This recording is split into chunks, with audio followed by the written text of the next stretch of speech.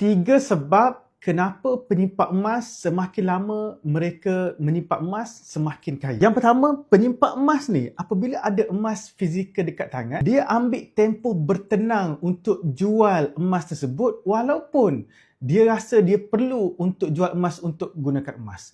Ramai penyimpan emas nak jual emas tapi tertangguh-tangguh sampai bertahun-tahun tak jadi nak jual. Jadi apabila dia ada tempoh bertenang untuk buat pembelanjaan sesuatu perkara daripada emas tersebut, akhir sekali duit dia tak bocor.